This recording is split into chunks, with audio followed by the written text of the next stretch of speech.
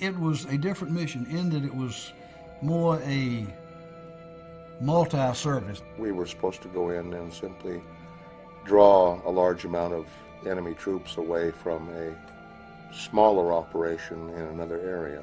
And the CIA had been trying to take a particular objective for a couple of weeks, and they were getting their butts thoroughly kicked. And it was actually a very simple operation. You know, the conception of it didn't turn out that way, but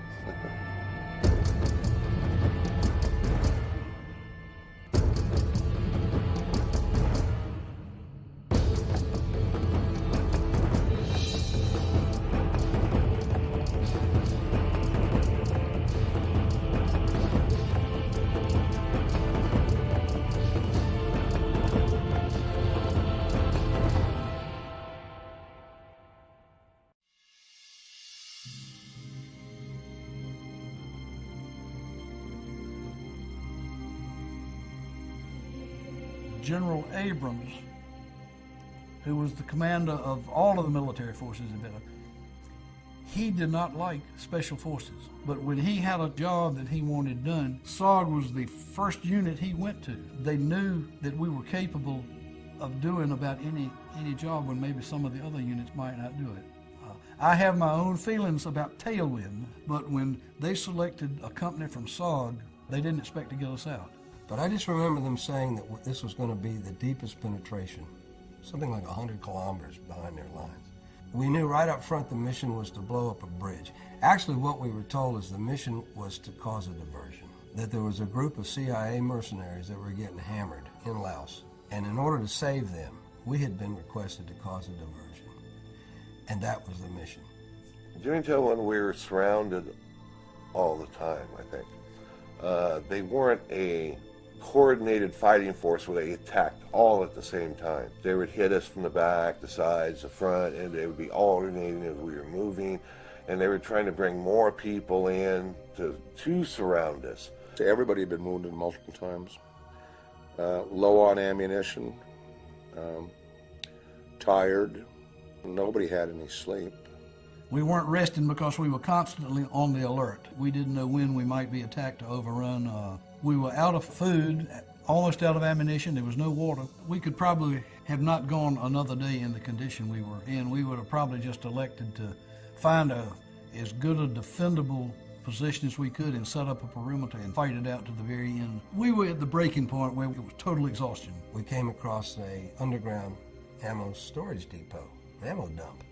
And this thing had telephones in it, phone lines, phones were ringing, and we blew it up. And I remember standing in one of the dugout places with Brevell, and the phone rang. And Brevell made a joke. He said, "Do you want me to answer it, 5th Special Forces? Can I help you?" Somebody from Van Buskirk's 1st Platoon came back and said, "Captain, you better come up here and see what we've got." And I went into this particular hut, which was obviously something like the operation shack or the headquarters for the camp. And there was a footlocker, and it was just filled with documents and had money in it. We ended up with, I believe it was somewhere around 270 pounds of written documentation. The documents we captured, they're still saying that was the greatest single intelligence find during the entire Vietnam War. Within a week or so, the CIA, they took the objective that they had been trying to take for weeks. We like to feel like we played a part in pulling troops away from them. And it was successful in a lot of other aspects. You fight the enemy for 4 days and 3 nights. You have 9 major battles with them. You overrun their base camp on the last day, and you don't lose 1 American, and you lose 1 indigenous soldier in a crash coming out, and 2 others during that fight. Unbelievable. We should have lost more men than we lost. We were just lucky. We were smart enough to stay 1 step ahead of the NVA. Thank God for the Marines and the Air Force. If we really got in trouble, we could call on them and they could get us out. And it was leadership. It was team integrity. It was men that cared for each other and knew that we would only survive if we worked and did exactly as we were trained to do. And that's the essence of Special Forces.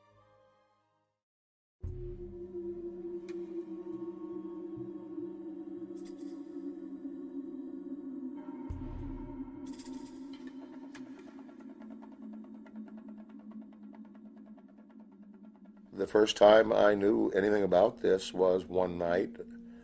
There was an advertisement about a brand new magazine show called CNN Newsstand. And I thought, well, you know, I'll turn it on and watch it. And I turned it on, and the announcer said that they had a big sensational breaking story and all this, and talked about secrets kept for over 30 years and things. And then I just couldn't believe it. The guy said, this Valley of Death, Operation Tailwind. Just picture that. Turn on the television, and then they start talking about Operation Tailwind. And it ran through his mind. I was on an Operation Tailwind when I was in the Special Forces. And then one of the first photographs in the broadcast is Keith. No one ever talked to Keith. No one interviewed Keith. I was just shocked that anybody even remembered it, let alone had something on television. The more I watched it, the worse it got. There was nothing in that entire broadcast that was true.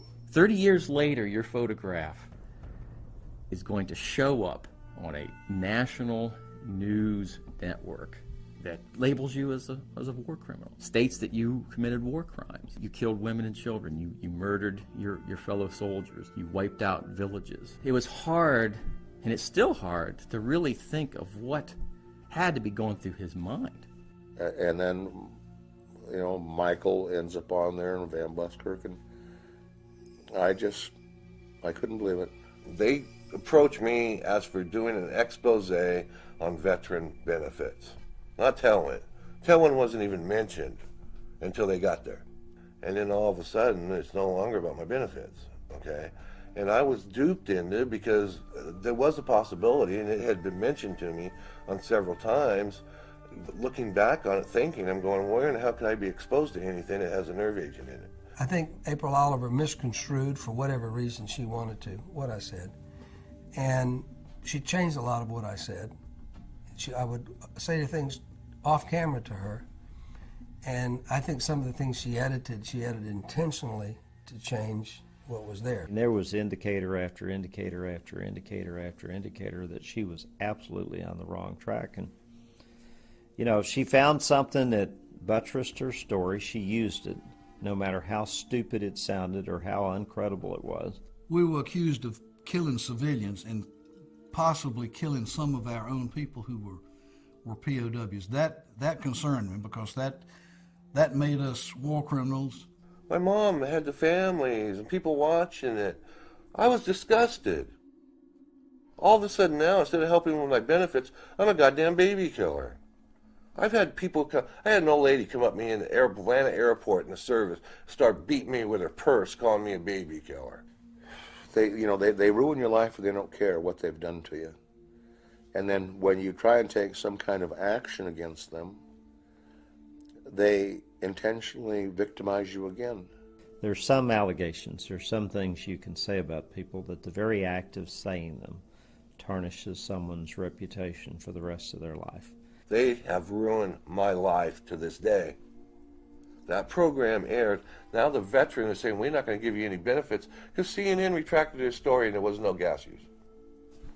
I didn't even ask CNN for it. I never submitted CNN program as evidence for my VA benefits. That's pretty harsh, because a woman decides she's got an agenda and she's going to put it on tape and call it history. And then she gets people all around her to go along with the lie. I didn't realize how vicious people at CNN could be until I myself ended up being involved in this kind of stuff.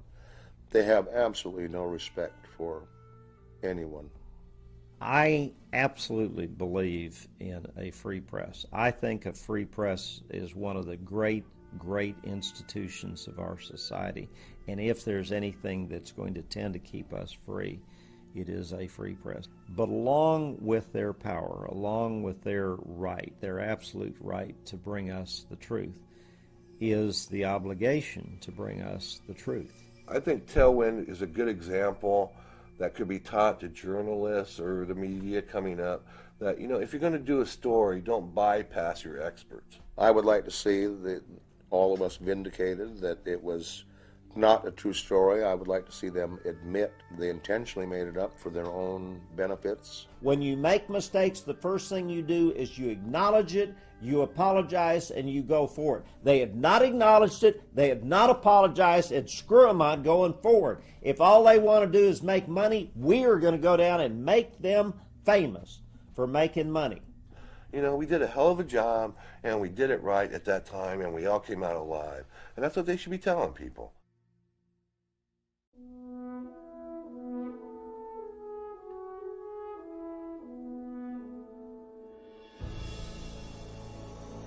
I captured the idea that a documentary was an appropriate way to right this wrong, to tell the story of what really happened, and that's what I started doing. I've told CNN again and again and again, forget about money. It's going to take more than money to settle this case. That kind of wrong calls out for a unique remedy, and the unique remedy is tell the truth about what happened.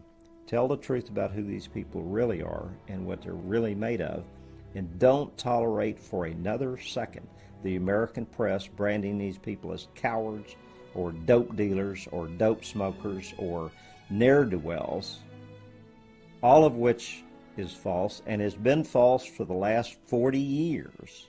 So I realized that this case was the last battle and that I needed to do something to memorialize that. So what I told my staff to do was to create a banner that says the last battle of the Vietnam War, and that I was going to have every soldier, every airman, every Marine, every participant who's involved in this case, who's helping to tell the truth, sign that banner.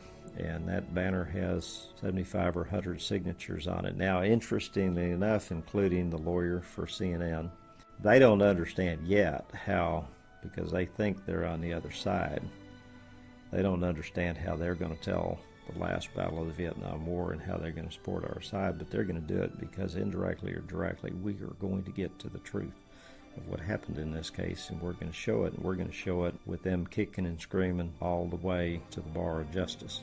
Maybe one day I'll get my justice. You know, if I don't, if I'm not alive when it comes, well, at least my friends will know, you know.